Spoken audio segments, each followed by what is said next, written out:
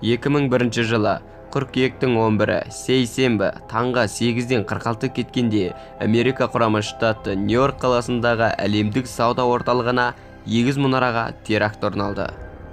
Қаза тапқандар 2977 адам, жарақат алғандар шамамен 6300-дей. Террористер саны 19. Басты күдіктілер Әл-Қайда Усама бен Ладен. Осылай терроризммен соғыс басталды. Бірақ бұл оқиға шынайы емес. Сәлем достар, сендермен бірге Ерасыл. Бүгін біз 11 қыркүйек терактісінің шындықтарымен және терроризм жайлы бар шындықты айтатын боламыз. Және де жасырын әлемге үстемдік етуші элиталардың жоспарын айтатын боламыз. Бұл видеодағы әрбір мәліметті мұқият тыңдап отырыңыз. Міндетті түрде видеоның соңына дейін көруді ұмытпаңыз. Бұл сіз бен біздің өмірімізге тікелей қатысты видео. Дайын болсаңыздар, видеоны бастайық. Ең алдымен, терроризм қайдан пайда болды деген сұраққа жауап берейік. Терроризм бастауы әрине 11 қыркүйек оқиғасы. Усама бен Ладен бастаған 19 лаңкес 4 топқа бөлініп, 4 рейстік жолаушылар ұшағын басып алған. Басқыншылар бұл лайнерлердің екеуін Нью-Йорктегі Манхэттеннің оңтүстік бөлігіне орналасқан дүниежүзілік сауда орталықтарына бағыттаған. American Airlines 11 рейсін 1 мұнараға соқты. United Airlines 175 рейсін 2 мұнараға соқты. Осылай мұнаралар құлап, жанындағы басқа құрылыстарды да қиратып кетті. Ал енді біз осы оқиғаның қаншалықты рас екенін айтайық.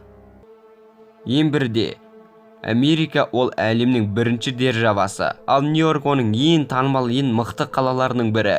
Оның әуе қорғанысы міндетті түрде бар, және ол өте мықты, және ол әскери ұшақтардан да қорғайды.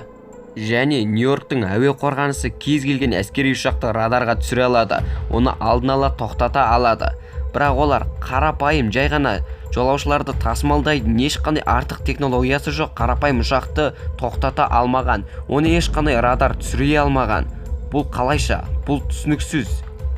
Әрине, бірінші ұшақта оқыс болды деуге болады, бірақ екі ұшақта соғылды, екеуінде тоқтата алмады. Қатарынан екі ұшақ бір күнде, арасына тек 30 минут салып қана екеу бірінен бірі соғылды. Бірақ танымал медиалар және жаңалықтардан бұл мәліметті түкте айтпады. Бұл тақырыпты ешкім қоғызамады. Саясаткерлер де бұл мәселеге, бұл тақырыпқа мүлдем тиіспеді. Және мұнара ұшақ соқтығысқаннан емес, алдын ала орнатылған жарылғыштардың жарылуынан болып құлады. Осы мәліметті сол оқиғада болған көптеген адамдар растайды. Апаттан аман қалған азаматтардан сұрағанда, олардың көбісі мұнара ішінде жарылғыш болғанын айтады. Мұнараның астында қашып бара жатқан кезінде жарылғыштың даусын естідім. Сенімдімін, бұл шынымен де жарылғыштың даусы. Бұл оқиғада кейбір мәліметтерді олар алып жойып жіберген. Себебі менің телеарнаға берген сұхбатымда мен бәрін айтып тастаған едім, бірақ олар көп тұсын жоқ қылып жіберіпті. Бұл өтірік, ұшақ соғылмас бұрын жарылғыш жарылды, содан болып ғимарат құлады. Бұл видеоға назар салып қарасаңыз, ғимараттың ішінде бір мезетте көптеген жарылғыштар жарылғанын көруге болады.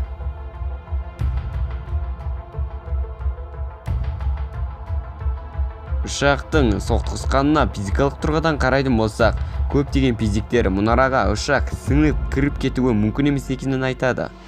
Мынандай жылдамдықпен, мынандай құрылысқа ұшақ қандай соқтығыс болса да, бұндай болып кіріп кетпейді. Болмағанда сыртында жарылыс болуы керек еді деді. Бұл соқтығысқа байланысты көптеген пікірталас туындағандықтан ғалымдар шын өмірде тәжірибе жасап көрген. Шын осындай маркалы ұшақты шынымен осындай қабырғаға соғып көрген екен. Қараңыздар не болғанын. Ең бірде жарылыс болған, және де ұшақтың бөлшектері жан-жаққа шашыраған. 11 қыркүйек оқиғасындағыдай емес, ұшақ құрылысқа сіңіп кетпеген. Көптеген ғалымдар сол кездегі ұшақты жалған ұшақ деп айтады. Осылайша барлық оқиғаны қорытатын болсақ, ұшақ өтірік болған. Құрылыс жарылғыштың арқасында жарылған. Өкімет терактіні өзінің қолынан жасады. Осылайша терроризммен күрес деген ұғымды қалыптастырды. Бұл оқиғаның бәрі өкіметтің жасаған көрінісі болды. Ал енді Үкімет не үшін осындай көрініс ойнады? Не үшін терроризм мен соғыс дегенді бастады? Мен сіздерге бұл сұраққа жауап беретін видеоны көрсетемін. Кадр 2007 жылғы Арон Руссомен болған соңғы сұхбаттан алынып отыр. Арон Руссо әйгілі бизнесмен, кинопродюсер, саясаткер. Ол әлемге жасырын үстемдік етуші элиталардың мүшесі Рокфеллер әулетімен егжей-тегжей таныс болған адам. Ол адам бар шындықты білген. Ол өзінің соңғы сұхбатында көптеген шындықтарды айтып кетті. Соның арасында 11 қыркүйек оқиғасы да бар, және терроризм мен соғыс. Мен сіздерге сол сұхбатты ұсынамын. Арон, Рокфеллермен қалай танысқаныңызды және онымен сөйлескен әңгімелеріңізді толық айтып беріңізші. Мен Рокфеллермен бір таныс адвокат әйел арқылы таныстым. Бір күні ол маған хабарласып, Рокфеллер мырза сізбен жолыққысы келеді деп айтты. Мен қатты ашуланған атты видео жасадым. Ол осы видеоны көріп, менімен жолыққысы келіпті. Және ол менің Невада штаты губернаторы лауазымына сайлауға түскенімді білетін. Мен әрине онымен қуана келісемін деп айттым. Және мен онымен кездестім. Және ол маған ұнады. Ол өте ақылды адам еді. Мен онымен әңгімелестім. Ойлар мен идеялар алмастым. Және ол маған 9 қыркүйекке дейін 11 ай бұрын бір оқиға орын алады деп айтты. Бірақ олар қандай оқиға екенін ешқашан айтпайтын. Сол оқиғадан кейін біз Афганистанға басып кіріп, Каспий теңізіне құбыр желісін саламыз. Сосын Иракқа басып кіріп, мұнай кен орындарын бақылауға аламыз. Таяу шығыста база соғып, және оны жаңа әлемдік тәртіптің бір бөлшегі қыламыз. Сосын біз Венесуэлада Чавесті аңдуды бастаймыз деп айтты. Және расымен де кейінірек 11 қыркүйек оқиғасы орын алды. Және Афганистан мен Пакистан үңгірлерінен адамдарды іздеп жүрген әскерилерді көретінімізді, оның маған айтқаны есімде. Және ешқандай шынайы дұшпаны жоқ, терроризм мен соғыс басталады. Мұның барлығы үлкен көзбояушылық болады. Бірақ бұл Америка халқын үрейде ұстап отырудың тәсілі болып табылады деп айтты. Ол мұны сізге алаяқтық болады деп айтты ма? Иә. Мұнда ешқандай күмән жоқ. Ол терроризм мен соғыс болады деп айтты. Және күліп отырып, біз кіммен соғысып жатырмыз деді. 11 қыркүйек оқиғасы орын алды да, содан бері ештеңе өзгермеді деп ойлайсыз ба? Сіз қалай ойлайсыз? Біздің қауіпсіздігіміз соншалықты сенімді бола тұра 11 қыркүйекті ұйымдастырғандардың тағы да бір ұшағын құлата алмады деп ойлайсыз ба? Жарайды. Бұл өте күлкілі ғой.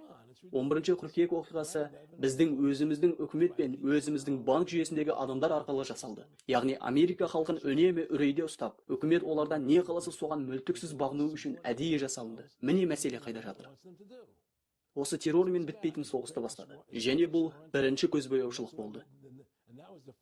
Келесі көзбояушылық бұл Саддам Хусейнді жаппай қыру қаруымен бірге ұстау үшін Иракқа шабуыл жасау болды. Бұл екінші көзбояушылық болды.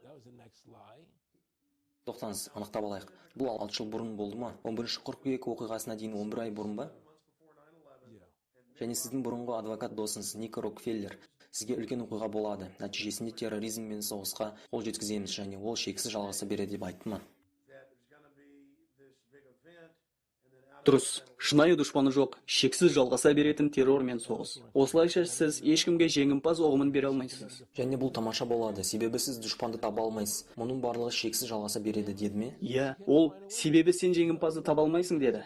Онда дұшпанмен соғыспайсың. Сол себепті шексіздікке дейін жалғастыра беруге болады. Және олар қалағанын жасай алады. Олар Америка халқын өлердей қорқытып отыр. Қараңыз, мына террор мен соғыстың барлығы алаяқтық болып табылады. Бұл фарс. Мұны дауыстап айту өте қиын. Себебі адамдар қорқып қалған. Олар бұл жайлы айтуға жүрексінеді. Себебі сіз бұл жайлы айта бастасаңыз, олар сізді ақымақ, есуас қылып көрсетеді. Бірақ шындық айтылуы тиіс. Міне сондықтан мен осы сұхбатты беріп отырмын. Террор мен соғыс бұл алаяқтық, бұл фарс. Иә. Террорист деген элиталардың билігін кеңейтуге, құйтырқы саясаттарын, құйтырқы жоспарларын іске асыруға және де фашизмдік істерін заңдастыруға арналған кейіпкер. Қытай үкіметі Қытайдағы қандас қазақ бауырларымыз және ұйғырларды концлагерлерге қамап қытайландыру саясатын жүргізуде. Құқықтарын ең төменгі дәрежеде қорлап, ең төменгі дәрежеде ұлт санайды оларды және қанша халықты қинап, қаншама адамның жақынынан айырды. Қытай осындай өзінің фашизмдік іс-әрекеттерін терроризм арқылы заңдастырып отыр. Ал мына кадрге назар аударыңыз. Адамдар өтірік қоғзалып, қайтып тұрайын, нақсап тұрайын ба деп режиссердің айтқанымен іс-әрекеттер жасау үстінде, яғни айтқанда таза кино түсіріп жатқандай көрініс ойнауда, керемет қойылым болу үстінде. және олар әртүрлі видеолар мен суреттерді түсіріп жатыр. Ал енді осы суреттер мен видеолар CNN жаңалықтарында былай жарияланған. Show you now, viewers, is a wonderful scene. There are flowers on the street here. Ladies with #TurnToLove. Лондондағы теракті шабуылынан болып 7 адам қаза тапты. 48 адам жарақаттанды. Соған байланысты адамдар митингке шығу үстінде дейді. Көрдіңіз бе, бұл таза жалған. Көріністі осылайша бізге осындай жаңалық көрсетеді. Билік пен әлемдік медиалар, телеканалдар тек біздің миымызды улау үшін жұмыс жасайды. Терроризм деген өтірік ұғымды бізге қалыптастыру үстінде, бізді өтірік үрейде ұстау үстінде.